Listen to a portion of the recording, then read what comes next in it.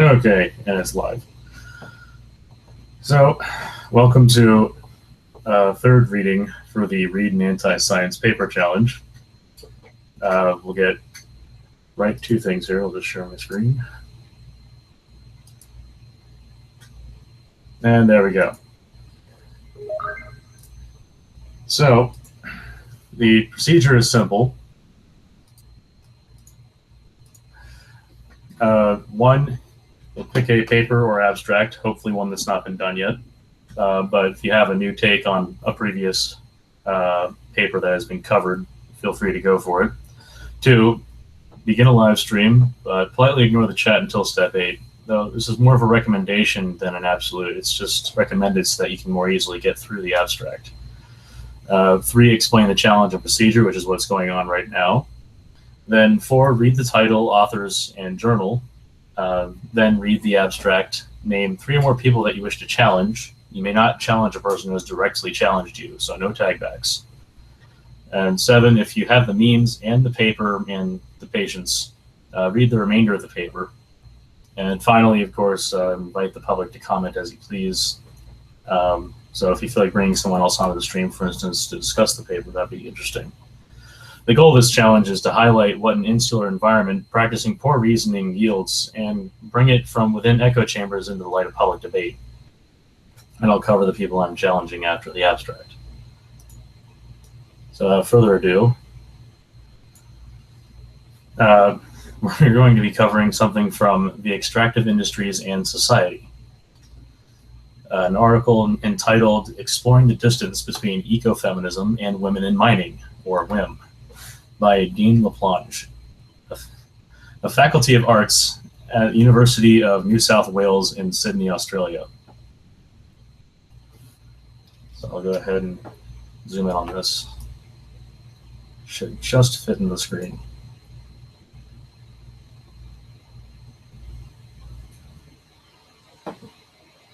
And there, good. So, while there is existing work on the relationship between gender and mining in strands of environmental studies and resource studies, this paper moves away from generic feminist analyses of the environment and gender. Turning to ecofeminism, I argue that most debates that borrow from ecofeminism do not go beyond the maternalistic perspective that mining is anti-woman and thus anti-ecofeminist. This paper speaks to the gap in literature by examining a specific group of gendered actors under the lens of ecofeminism, that is, women involved in the women in mining movement. WIM represents a liberal feminism demand for equal opportunities for women in the otherwise heavily male-dominated and highly masculinized mining industry. However, its current iteration, WIM, has not located its workers within the discourse of ecofeminism, nor have its predominantly white middle-class key stakeholders identify themselves as ecofeminists. As such, the complex intersectionalities of race, poverty, gender, age, class, and idiogeographies are often neglected. In response, this paper queries, can ecofeminism and WIM enjoy a mutually beneficial relationship, and what might the impacts be for both sides of such a relationship? This paper begins with a summary of how epistemological lens of ecofeminism can offer new understandings of and activism in the mining industry more generally. The next 2 sections present conceptual dialogues regarding how ecofeminism can challenge and reshape hegemonic practices and perspectives of WIM in its current iteration, and vice versa, how WIM can inform and enrich our understandings and applications of ecofeminism. In closing, the paper reflects on the apparent populist rhetoric of the 2 schools as incompatible partners.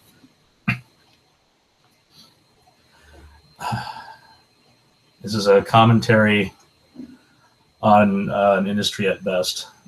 This is not really a research paper. But we may as well delve into the beginning of the introduction, because I think these 2 paragraphs here will sum up enough, culminating in what they actually plan to do in the article, which, quite frankly, again, isn't really science. So we'll start off with the beginning of the introduction here. After I challenge people, pardon me. So I challenge Agent of Doubt, That Guy T, Homer B, the notorious Maxx, Niki S., previously known as Cult of Vivian, Nurgle, Johnny Fox, Mercedes Carrera, and Nicholas Goroff. And they'll be notified on Twitter when I'm finished with this. So, at the beginning of the introduction, in liberal democratic societies, such as Australia and Canada, women have been recognized as a distinct category of people who do not have equal access to employment opportunities in the mining industry. This recognition exists because of a much broader acceptance of the inequalities faced by women in the workplace, and because of a general political and social acceptance of the rights of women to participate in all industries and at all levels throughout the workforce. In mining specifically, it has been the motivator for the development and progression of the distinct women in mining movement, which has been visible in the industry since the mid-1990s. WIM is represented at the national level by organizations such as WIMNet, WIM Canada, and WIMZA in South Africa.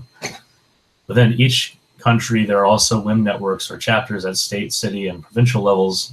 Internationally, WIM is represented by the International Women in Mining Organization. However, there is no formal connection between the various groups and no single manifesto for the aims of the movement they represent. I use the term movement to describe the work being done to secure more equitable opportunities for women in the mining industry in these developed countries, but recognize that the use of such a term is risky. WIM is not a counterculture movement, as progressive or culture changing as the movements that have focused on gay liberation, civil rights for Black people, or even the women's movement. It certainly cannot be described as a wave of oppressed people moving to liberate themselves from the oppressor's grip and from the internalized perception of self as victim, which the oppressed bound to the oppressor. Given that many WIM organizations are founded and or supported by the same mining companies they ask to accept more women into the workplaces, WIM is also certainly not a radical movement in any sense. Rather, it is a distinctly liberal feminist movement which has specific relevance to discussions about women and gender in mining in neoliberal democratic societies. In this article, I consider what it means to rethink the position of women through an ecofeminist lens. A good portion of this paper is the author griping that WIM doesn't consider itself feminist enough, having read the rest of it, which is silly. The fact that they don't call themselves ecofeminists apparently is an affront and needs to be corrected, which is, I guess, the purpose of the paper. But throughout the rest of it, there really isn't a whole lot of research that was actually done. This is more of just a critique on one group the person has some kind of issue with. Mining happens to be done in the environment, just like everything else humans do. And somehow this means that they have to call themselves ecofeminists. So, baka. So this is garbage. Anyway, we'll open the floor to anybody watching, all one of you, which is definitely bats. I suppose if no one says anything in the chat, I'll go ahead and kill this. So I'll give it about 30 seconds for someone to say anything.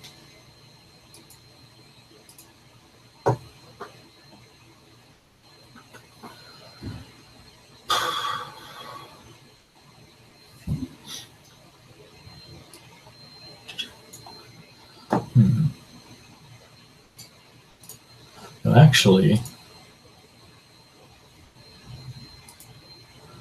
I did see something interesting, which I can bring up real briefly here, just a few minutes ago. While I'm waiting, I think it's about time. So this is a real science paper, and it's discussion of the spontaneous collapse, solution to the measurement problem, and a source of the decay in mesonic systems. So this is by Kirilo Simonov and Beatrix Heismeyer. And these are the faculty of physics at the University of Vienna, Boltzmann-Gasse, and Vienna, Austria. So one of the fantastic parts of this paper actually really is just the equations that go on. Some of them are rather large. It involves integrals of multiple states that are collapsing. So for each state that you deal with, you have its own coordinate frame, which involves both position and momentum. So that's 6 different coordinates that you integrate over. And if you're just looking at one or the other in terms of the uncertainty principle here, that's a coordinate frame that involves 3 different directions. So then time being excluded because you're just trying to integrate over all space, not all time. And you still end up with these, I mean, they're beautiful equations, but they are a bit messy at times. A raw mixture of vector equations and tensor form. This is